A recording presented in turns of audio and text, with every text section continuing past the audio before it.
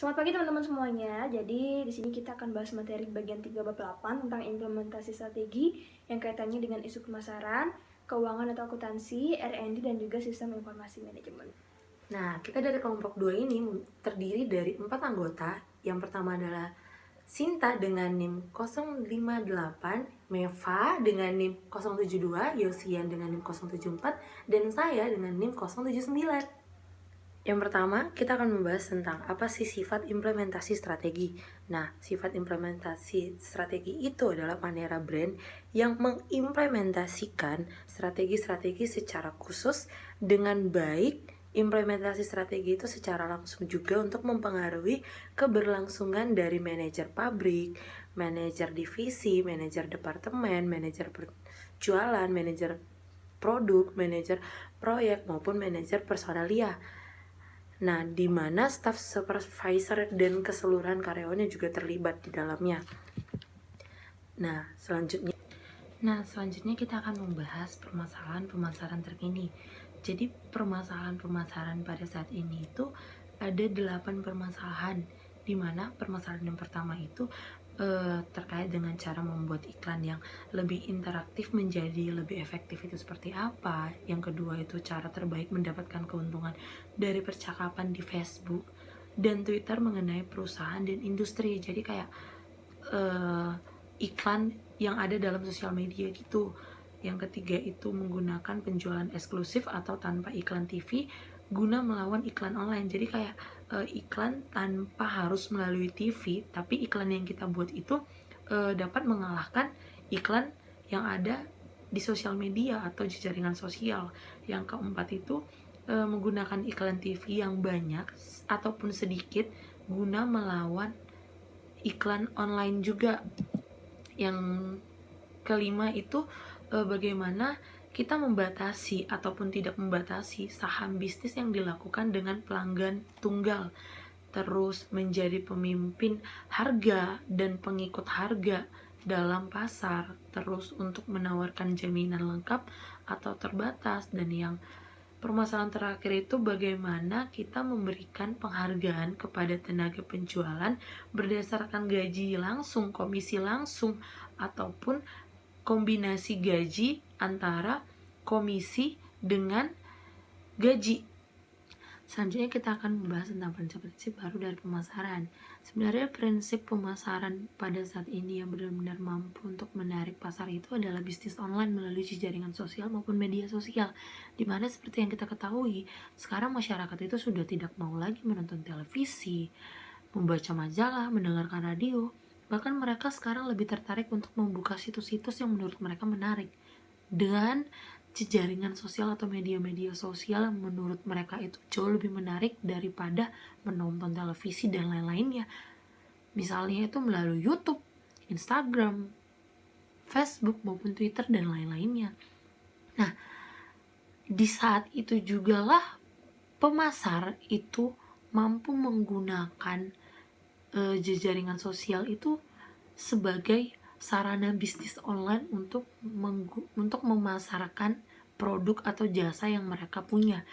Tetapi tidak selamanya juga bisnis online melalui jaringan sosial atau media sosial itu menguntungkan bagi setiap perusahaan. Ada juga kok perusahaan yang merasa rugi karena mereka tidak mampu bersaing dalam melaksanakan bisnis online. Karena seperti kita ketahui, melakukan bisnis online itu pasti sangat banyak persaingan, dan itulah yang membuat beberapa perusahaan juga tidak dapat mampu bersaing dalam bisnis online melalui jaringan sosial maupun media sosial tersebut.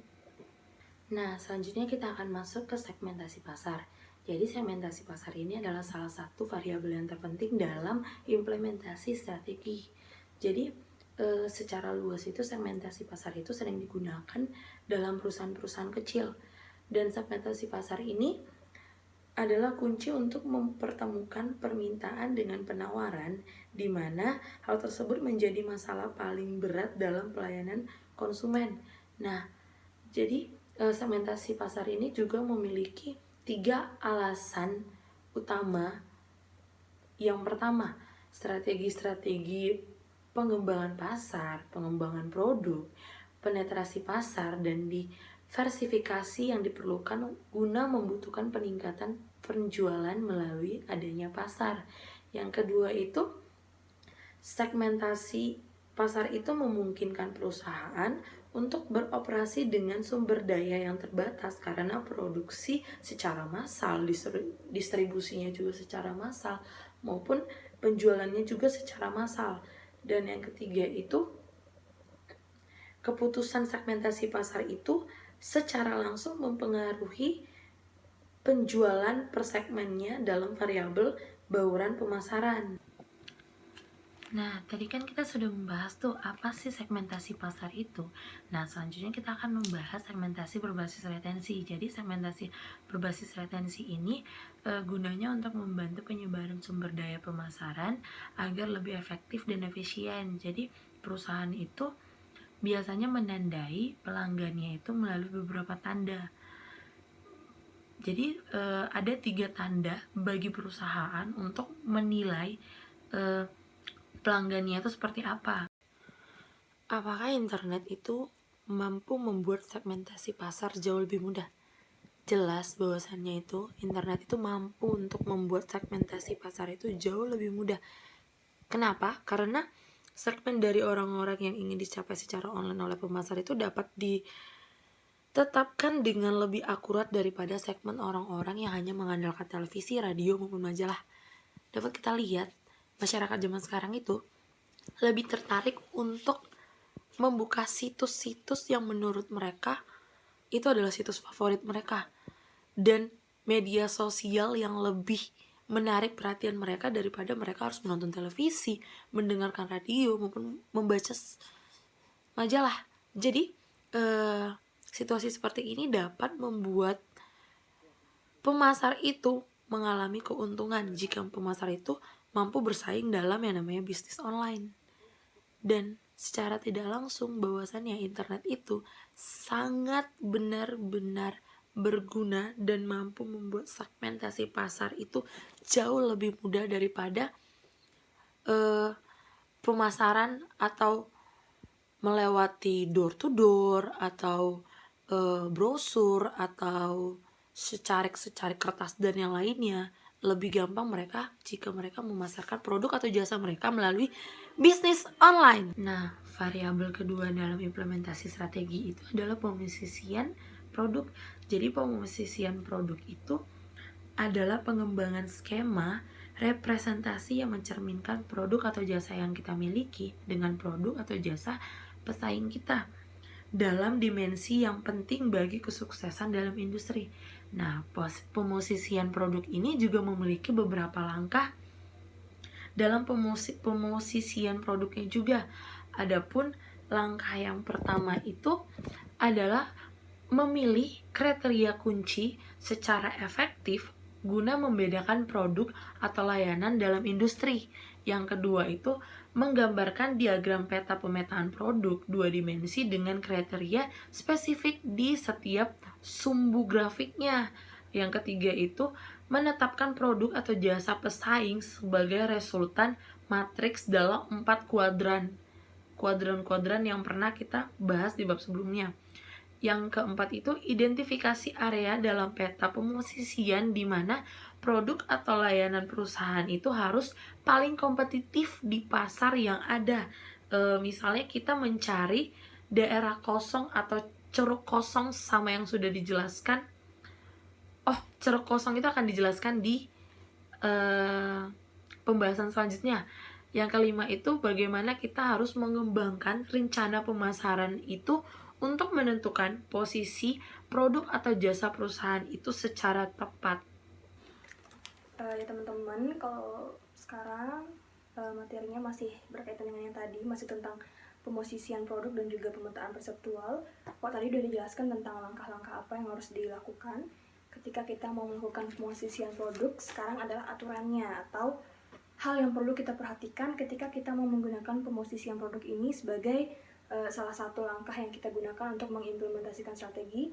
Yang pertama yang harus teman-teman perhatikan itu adalah mencari lubang atau mencari ceruk kosong. Maksudnya di satu daerah itu pasti ada segmen yang belum terlayani. Nah, itu mungkin bisa menjadi salah satu faktor yang bisa kita gunakan sebagai tolak ukur untuk melakukan implementasi strategi, atau misalnya di suatu daerah itu ada strategi atau segmen yang sudah terlayani tapi sedikit pesaing kompetitifnya. Misalnya kalau saya boleh ambil salah satu contoh, ini contohnya di Lombok, di daerah saya, itu biasanya pedagang sayur itu hanya menawarkan dagangannya door to door, dari rumah ke rumah. Tapi semakin berkembang, sekarang mereka punya pemikiran kalau ternyata sayur itu adalah kebutuhan masyarakat ya 24 jam. Satu hari itu masyarakat butuh sayuran untuk dikonsumsi, jadi mereka buka toko, buka warung kecil sendiri untuk jual sayuran yang bukanya 24 jam. Jadi itu salah satu kayak hal yang bisa mungkin dijadikan tolak ukur. Mungkin tingkatnya masih sangat kecil, tingkat hanya jual sayur di masyarakat, tapi dari situ nanti bisa dikembangkan untuk pemikiran-pemikiran bagi pemilik perusahaan. Yang kedua adalah tidak melayani dua segmen dengan strategi yang sama. Jadi nggak semua segmen itu bisa dilayani atau diimplementasikan dengan strategi-strategi yang sama yang kita lakukan dengan misalnya kayak jual sayur tadi, salah satu contoh juga. Dan ini mungkin berdasarkan pengalaman saya jawabnya, kalau di daerah saya sendiri itu adalah orang-orang sangat tidak terlalu peduli dengan bentuk desain rumah atau apa sih yang ada di rumah. Misalnya contohnya kayak korden, jadi pedagang korden di situ dia harus tawarkan produknya tuh dari door to door, jadi dia nggak punya toko sendiri. Kenapa? Karena sedikitnya animo masyarakat yang menginginkan membeli korden itu. Jadi pintar-pintarnya mereka bagaimana mereka bisa memberikan pelayanan ke masyarakat sehingga muncul keinginan untuk membeli. Jadi kalau seandainya mereka buka toko sekalipun, itu peminatnya akan sangat kecil. Itu mungkin salah satu bisa kita bilang ceruk kosong strategi-strategi atau segmen, maksudnya segmen-segmen yang kecil kelihatannya tapi itu sebenarnya belum terlayani. Atau ada juga segmen-segmen yang tidak bisa diberlakukan dengan satu strategi yang sama dengan segmen yang lain. Dan yang ketiga adalah tidak memosisikan diri Anda sendiri di tengah peta. Maksudnya kalau di tengah berarti kan kita umpamakan ada yang di atas ada yang di bawah. Kalau kita di tengah, itu adalah tengah antara kita mau menjalankan strategi itu atau enggak. Ya, jadi di situ kita harus memastikan gitu strategi yang kita pakai yang sehingga itu bisa menjadi suatu karakteristik si perusahaan itu sendiri. Yang selanjutnya adalah tentang permasalahan keuangan dan juga akuntansi. Jadi ada 7 yang sering menjadi permasalahan untuk orang-orang yang ada dalam bagian keuangan. Yang pertama adalah untuk perolehan modal itu baiknya menggunakan utang, baik yang jangka panjang jangka pendek, saham, baik yang saham preferred atau saham-saham biasa. Yang kedua adalah menentukan baiknya menyewa atau membeli aset-aset tetap. Yang ketiga, menentukan rasio dividen payout yang tepat. Keempat adalah baiknya menggunakan LIFO atau FIFO. Yang kelima, memperpanjang periode piutang. Keenam, membuat suatu presentasi diskon tertentu pada akun-akun pada periode waktu yang ditentukan. Ketujuh, menentukan jumlah kas yang dipegang atau yang ada pada perusahaan yang tersedia di tangan maksudnya. Kemudian adalah yang sering menjadi permasalahan ketika sudah ada strategi yang sudah diformulasikan, selanjutnya yang perlu disiapkan oleh perusahaan adalah mengenai masalah keuangan, yaitu modal. Jadi perusahaan harus tahu baiknya mereka mendapatkan modal ini menggunakan hutang jangka panjang atau jangka pendek atau menggunakan saham. Yang kedua maksud saya yang harus diperhatikan adalah analisis proyeksi keuangan. Jadi proyeksi keuangan ini adalah teman-teman semua pasti tahu kita butuhkan paling enggak laporan keuangan 3 tahun sebelumnya untuk menjadikan tolak ukur perusahaan untuk membuat analisis dari proyeksi laporan keuangannya. Masih berkaitan dengan proyeksi laporan keuangan, jadi ketika kita menggunakan analisis keuangan terproyeksi ini ada 6 langkah yang harus dilakukan. Yang pertama adalah kita harus mempersiapkan laporan laba rugi yang akan digunakan. Yang kedua adalah kita menggunakan persentase dari cost of goods sold dari tahun yang sebelumnya. Yang ketiga, menghitung proyeksi laba bersih. Yang keempat, nanti laba bersih yang kita dapat dikurangi dari dividen yang akan kita bayarkan di tahun depan. Yang kelima, memproyeksikan pos-pos laporan keuangan dimulai dari laba ditahan, utang jangka panjang, utang jangka pendek, total utang, total aset, sampai dengan aset tetap atau aset lancar. Yang keenam adalah adanya daftar komentar pada laporan yang diproyeksikan. Laporan komentar ini maksudnya penjelasan, jadi penjelasan yang ada pada perubahan-perubahan yang terjadi di analisis laporan keuangan itu. Ya teman-teman, selanjutnya adalah tentang anggaran keuangan. Teman-teman pasti tahu anggaran keuangan itu ada dokumen yang bisa memberikan kita informasi secara terperinci mengenai kondisi keuangan atau keadaan keuangan dari perusahaan tersebut. Nah, anggaran keuangan ini sendiri juga memiliki batasan-batasan. Yang pertama adalah program keuangan yang dibuat terlalu terperinci, sangat mendetail dari hal yang kecil, itu bisa membuat over budgeting atau under budgeting. Kedua, anggaran keuangan itu dapat menjadi pengganti bagi tujuan. Yang ketiga, anggaran itu dapat menyembunyikan ketidakefisienan. Nah, bagaimana cara mengatasinya? Manajer sebaiknya ketika membuat program anggaran ini dia juga menyertakan karyawan atau bawahan-bawahannya. Mengevaluasi nilai dari sebuah bisnis itu merupakan hal yang sangat penting dilakukan ketika kita ingin mengimplementasikan strategi. Biasanya strategi yang integratif, intensif, dan diversifikasi itu bisa dilakukan ketika kita mengakuisisi perusahaan lain. Sedangkan strategi lainnya seperti pengunduran diri dan juga divestasi itu dapat menyebabkan terjualnya satu divisi di sebuah perusahaan atau organisasi. Jadi ada beberapa metode yang dapat digunakan untuk menentukan nilai bisnis. Yang pertama adalah pendekatan menentukan nilai bersih atau modal pemegang saham. Kedua, pendekatan dengan mengukur nilai pertumbuhan dari perusahaan. Ketiga, pendekatan ini menggunakan metode rasio penempatan harga. Dan yang keempat adalah menggunakan metode saham yang beredar. Memutuskan untuk melakukan go public itu tentunya nantinya akan banyak kemudahan yang akan didapatkan katanya dengan keuangan ya atau modal. Misalnya memudahkan perusahaan tersebut menambahkan modal ketika ingin membangun produk baru, pabrik baru, memperluas atau memasarkan produk baru untuk secara lebih efektif meningkatkan pelayanan dan juga lain-lain. Jadi banyak kemudahan ketika perusahaan itu memutuskan untuk go public, banyak kemudahan yang akan didapatkan kaitan dengan keuangan atau modal. Selanjutnya adalah permasalahan penelitian dan pengembangan. Sebenarnya untuk research and development ini sendiri adalah yang menjadi dasarnya itu adalah inovasi. Pada zaman teknologi yang sangat canggih sekarang ini, di tengah-tengahnya itu terdapat keinginan masyarakat yang semakin tinggi dan semakin kompleks. Perusahaan dituntut untuk selalu membuat produk yang baru, create new and different, selalu berinovasi dari tahun ke tahun, apalagi dengan adanya peningkatan teknologi. Kemudian setidaknya ada 3 pendekatan yang dapat digunakan dalam mengimplementasikan strategi. Strategi yang pertama adalah perusahaan dapat menjadi perusahaan yang menciptakan produk baru dan teknologi baru.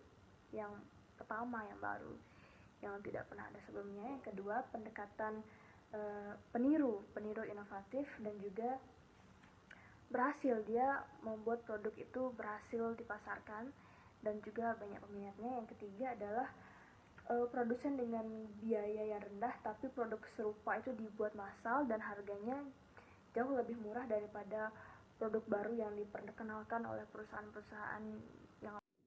Selanjutnya ada contoh di halaman 204 di tabel itu ada beberapa jenis organisasi, strategi yang dipilih, juga proses research and development yang dilakukan. Misalnya kita ambil satu contoh, kalau yang farmasi, mereka pilih strategi yang digunakan adalah pengembangan produk-produk, jadi produk-produk obat-obat yang baru. Research and development yang dilakukan adalah mengetes efek dari obat itu sendiri dan dimasukkan ke dalam subkelompok yang baru.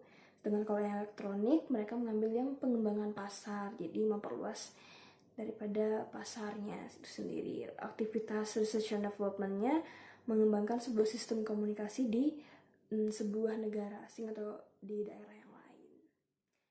Permasalahan sistem informasi manajemen. Jadi sistem informasi manajemen ini bisa dikatakan sebagai jembatan komunikasi antara satu orang dengan orang yang lain, antara karyawan dan manajer, atau antara manajer dan manajer. Jadi segala jenis informasi yang dicari bisa digunakan sistem informasi manajemen ini. Sistem informasi manajemen ini bisa berjalan dengan efektif ketika segala komponen yang ada di dalamnya itu dapat menggunakannya dengan baik itu sistem, teknologi, dan juga orang yang menggunakannya. Salah satu permasalahan yang mungkin ditemukan dalam SIM ini adalah dari SDM-nya sendiri, yang kalau di Indonesia ya SDM-nya yang kurang melek teknologi gitu. Sekian presentasi dari kelompok kami. Apabila banyak kekurangan, kami mohon maaf. Terima kasih atas perhatiannya.